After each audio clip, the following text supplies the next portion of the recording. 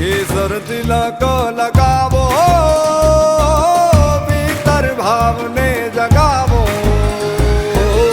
परि भीतर में भावो। आवो नर नार आज गावो, संगीत साज मारा जिन राज ने बधावो। आवो नर नार आज जिन पर भक्ति ने काज, अनहद नाद आज गावो। ಇತಿಹಾಸದಲ್ಲಿನೇ ಒಂದು ಸುವರ್ಣಾಕ್ಷರಗಳಲ್ಲಿ ಬರಿಬೇಕಾದಂತಹ ದಿನ, ಇತಿಹಾಸದ ಪುಟಗಳಲ್ಲಿ ಶಾಶ್ವತವಾಗಿ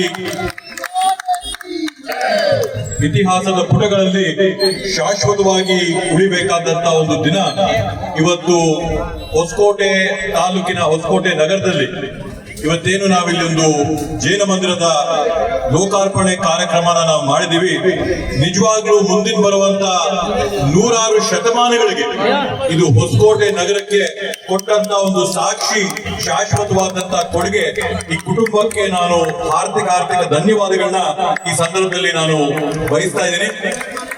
ಗುರುಜಿಗಳವರ ಒಂದು ಆಶೀರ್ವಾದದೊಂದಿಗೆ, ಅವರ ಒಂದು ಮಾರ್ಗದರ್ಶನದೊಂದಿಗೆ ಏನಿವತ್ತು ದೇಶಾದ್ಯಂತ 100 ದೇವಾಲಯಗಳು, ಬೆಂಗಳೂರು ಗ್ರಾಮಾಂತರ ಜಿಲ್ಲೆ ಕರ್ನಾಟಕ ತಾಲೂಕಲ್ಲೇನೆ 60ಕ್ಕೂ ಹೆಚ್ಚು ಈ ರೀತಿಯಾದಂತಹ ಮಾದರಿಯಾದಂತಹ ದೇವಾಲಯಗಳನ್ನ ಬಂದು ಇಲ್ಲಿರ್ತಕ್ಕಂಥ ಶಿಲ್ಪಕಲೆಯನ್ನ ನೋಡಿದ್ರೆ ನಿಜವಾಗ್ಲೂ ನಾವು ಹೊಸಕೋಟೆಯಲ್ಲಿ ಇದ್ದೀನ, ರಾಜಸ್ಥಾನಲ್ಲಿ ಇದ್ದೀನ ಅಂತೇಳಿ ಕನ್ಫ್ಯೂಸ್ ಆಗೋಯ್ತು. ಅಷ್ಟು ಭಾಷಣ ಅಷ್ಟು ಮೂಲ ಬರಲ್ಲ ಕನ್ನಡದಲ್ಲಿ.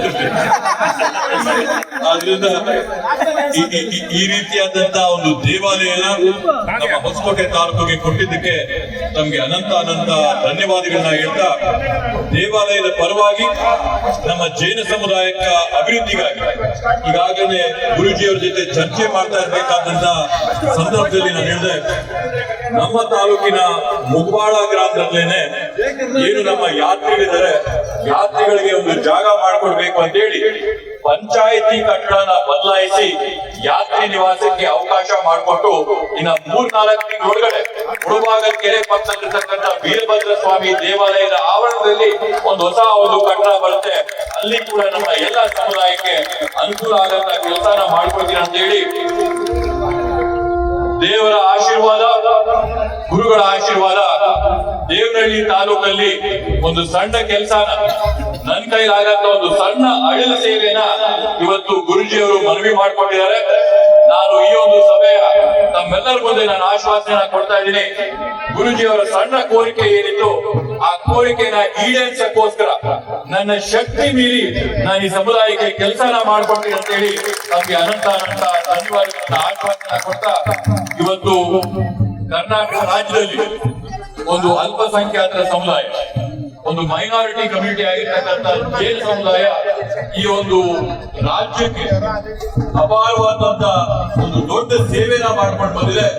ಮತ್ತೆ ಜೈನ ಸಮುದಾಯಕ್ಕೆ ಕರ್ನಾಟಕ ರಾಜ್ಯಕ್ಕೆ ನಾವು ತೆಗಿಲಾರ್ದಂತ, ಸೆಪರೇಟ್ ಮಾಡಕ್ ಆಗದೆ ಇದ್ದಂತ ಒಂದು ಬಾಂಧವ್ಯ ಇದೆ.